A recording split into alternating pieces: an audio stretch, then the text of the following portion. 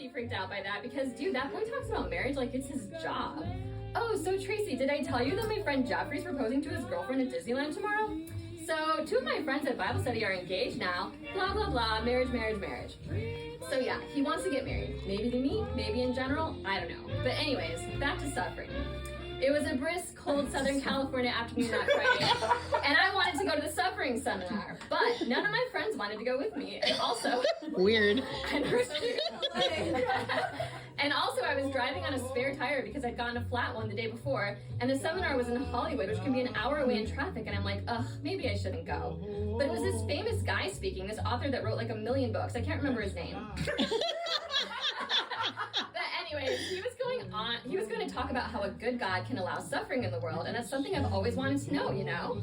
But I probably wouldn't have gone still, except I somehow just so happened to get an audition that was 3 minutes away from the seminar, and they scheduled my appointment half an hour before the seminar was going to start. On a Friday too, which is so weird because auditions are hardly ever scheduled on Friday nights.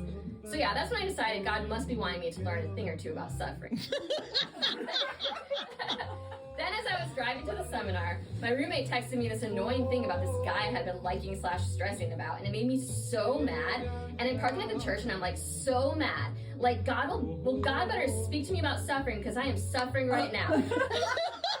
Drunk as I stomp out of my car and through the parking lot, only to see hundreds of people lined up just dying to hear about suffering. I'm like, gosh, I thought there were going to be like 30 people here. And not only that, but everyone was in their 20s and super trendy and like hanging out, and there's cool cliques of friends drinking tea. And I'm all by myself feeling like a loser, but whatever. I'm already here and it's stacked parking, so I can't get out anyway.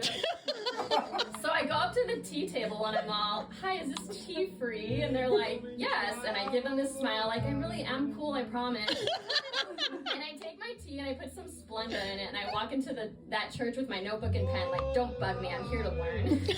Except also I was texting my roommate angry venting type things about the text she sent me, and she was texting me back super supportive type things like, boys are stupid, just think about God, blah, blah, blah. Things like that. Meanwhile, as I'm sitting there being angry/ready to learn, I'm sitting in the aisle seat so I can see better, and this big group of friends comes to my row and asks me if they can get in. Oh sure, I say, barely looking up, and I scooch my legs back a little so they can get through. They sat at the other end, but then I guess they realized, like I did, that you can see better close to the aisle. So the one guy that was closest to me comes over and goes, is anyone sitting here? Like, next to me.